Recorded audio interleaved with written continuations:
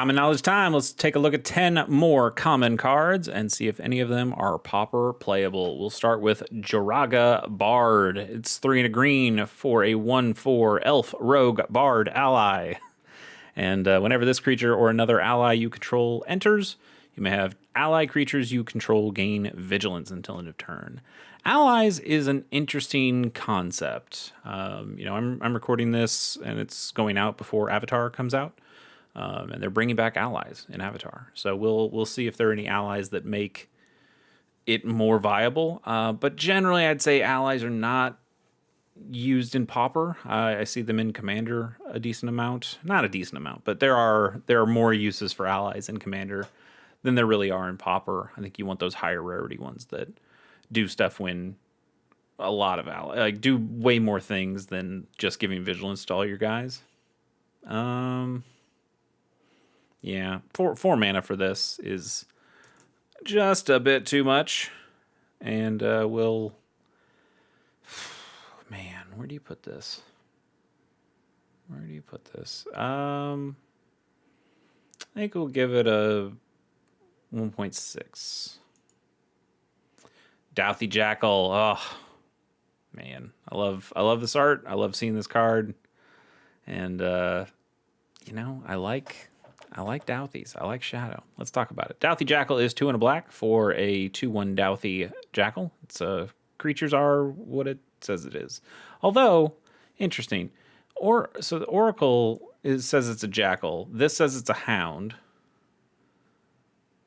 That said it was a Hound back in Exodus. Hounds, I can't remember if hounds have been phased out completely for dogs. And I also don't know how many jackals there are. Why don't we look at how many jackals there are? Types, that's what I want. Jackal. There's 26 jackals. Okay. Well, I guess that's why it has the jackal creature type then. Hound. How many hounds are there? Do we still... Yeah, okay. We've taken out hounds completely. That's what I thought. So now hounds are mostly all turned into dogs, but apparently some of them turned into jackals, which, it's called a jackal. So it should be a jackal. That makes sense. I mean, I guess you could call this a Douthie Jackal dog, but I guess we still want to separate jackals and dogs for some reason. Anyway, Douthie Jackal is 2/1. It's got Shadow, which means this creature can block or be blocked only by creatures with Shadow. And you can also pay black and sack this creature to destroy target blocking creature, which is interesting because if it has Shadow, this isn't getting blocked. So what do you need to use that for? You could use this. What if you have this and something else that could be blocked? You can still use this to take out that blocking creature. And if you didn't need to destroy it, you just basically get 2 free damage every turn. You don't get to be defensive with this because it can't block creatures unless those creatures have Shadow too. So it kind of just plays on a separate battlefield almost.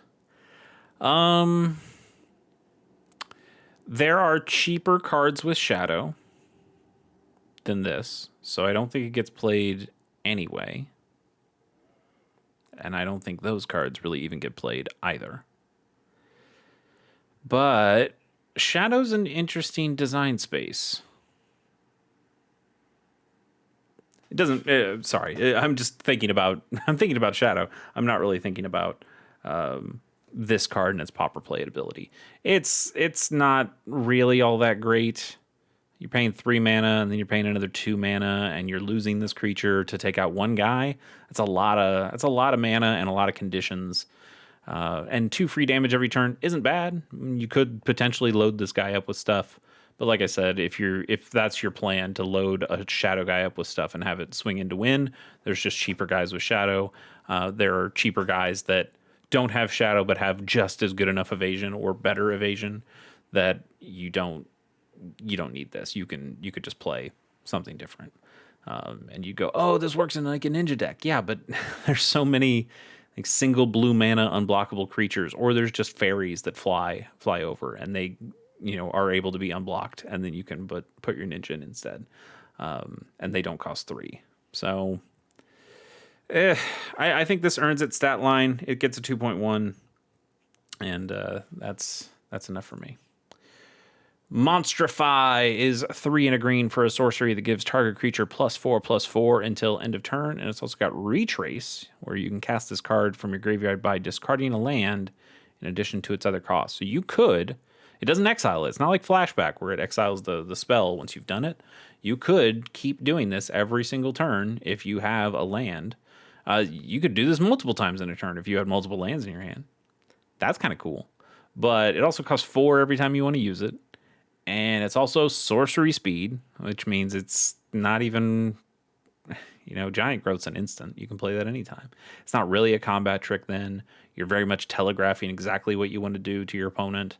And they have plenty of time to say, okay, I'll just kill that thing now. I'll just use my cast down and destroy that creature. I'll make you discard another couple lands, spend even more instances of 4 mana, and then once you've done all that, I'll kill your creature before you get to do anything with it. And that's a real feels bad. That puts a lot of cards and a lot of mana's worth into doing a thing that did you nothing, really. So in that instance, I think this is pretty bad. I think this is this is kind of a stinker. I like Eventide, but not enough to give this anything more than I really just want to give it a 1 because it kind of disgusts me, but I'll give it a 1.4. Demonic Gifts is 1 and a black for an instant. It says until end of turn, target creature gets +2/+0 and gains whenever this creature dies. Return it to the battlefield under its owner's control. That's okay. We've seen effects like this. Some of these effects will bring the creature back tapped, and this doesn't even bring the creature back tapped. It keeps it untapped, so you can still use it as a blocker. If you have got a creature with good ETB effect, enter the battlefield trigger, then having it die and then come back into the battlefield like that gives you a little bonus. Your opponent thinks they're going to stop your creature. You get a power boost, so you get to probably trade with them, and then you get your creature back anyway. It's a pretty good deal for 2 mana. The problem is that a lot of these cards, it's not that they're wasted, but you can often draw them and they feel dead, or you're waiting for the opportunity to play this and you're keeping open mana that you probably should have played something else with, something that would have just won you the game. And playing defensively like this, it's not worth it. So I like this card. I like this idea. I think this has probably more use in something like Commander, but it's certainly playable in Pauper. And I wouldn't mind giving it a try. I don't know exactly what deck I'd put it in, but I mean, imagine putting this on a refurbished familiar. Now you have a 4/1 flyer. It trades with something in the air. It dies. It comes back into play. The opponent has to discard another card. That's okay. It's okay. And only for 2 mana? Yeah.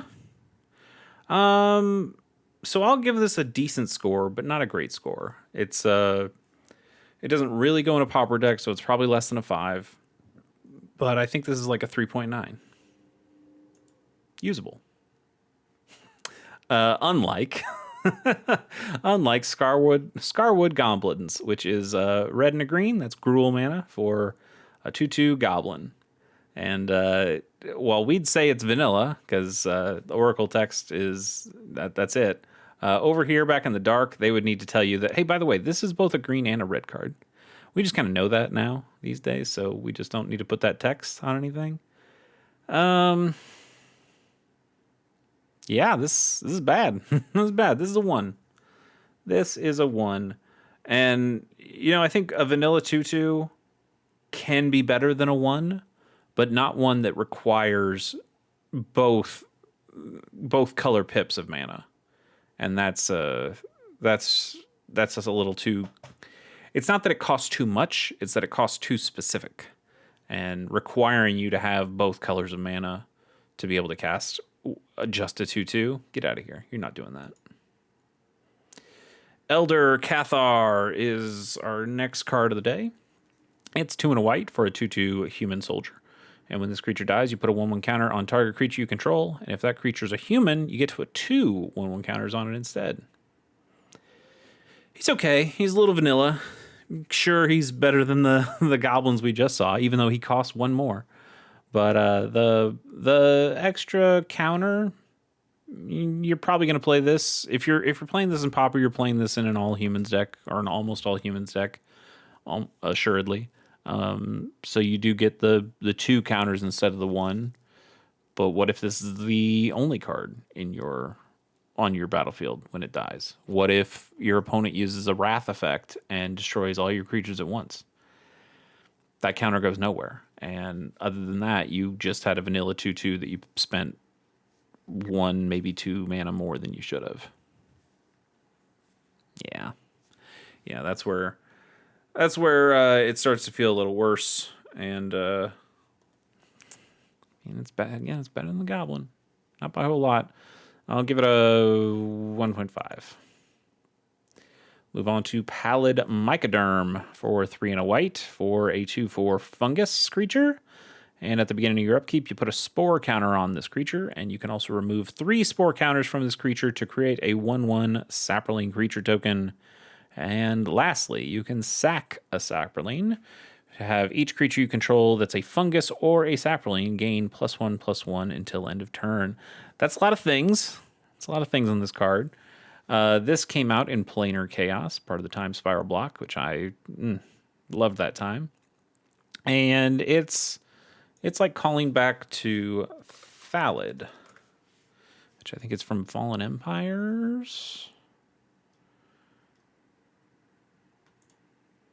Yeah, Fallen Empires. There's my Thallid. That's my guy right here. So yeah, you put spore counters on these creatures, and then when you have 3, you can remove them and make a Saproling. It's just having one of these things on the battlefield is not good enough. You really have to stall the game for 3 turns once this thing comes onto the battlefield, and you've already spent at least 3 or 4 turns to have the mana to play this guy in the first place. And now you need the game to go on even more. And while that's happening, this is just a vanilla 2/4. And then you get 1 Saproling. That doesn't really sound good. But you're playing this in a deck, most likely a Selesnya deck, because the green cards are the ones that mostly make the Saprolings. If you play this in a Saproling-focused deck, and there are some of those, you can put out a bunch more Saprolings that aren't being made by this guy. You just get them from other sources, and this guy still can sacrifice any of those to give you a big boost. And it's kind of cool that, if you have 10 Saprolings on the board, you sack 1, and all your Saprolings and this guy get +1/+1. You swing in with all of them. You can even do this at instant speed. So what you can do is you swing in with this guy and 10 Saprolings, and your opponent blocks 2 of them. You sacrifice those 2, and then give your other creatures the boost. All the ones that aren't blocked. That's cool. that's really neat. So he needs a lot of help. He needs a lot of other enablers to get those Saprolings online. But if you can do it, you got something cool on your hands. I think generally, though, if you are playing a Saproling deck, you're probably just playing it in mono green. I don't know. Maybe you find a slot for this guy. But there just aren't many and or any Saproling decks that I've seen in Pauper. But if you do make a Saproling deck, you do have to consider this guy for it. So we'll give this guy 4.2, I think. 4.2. Dawn Griff is 2 and a white for a 2/2 Hippogriff. It flies.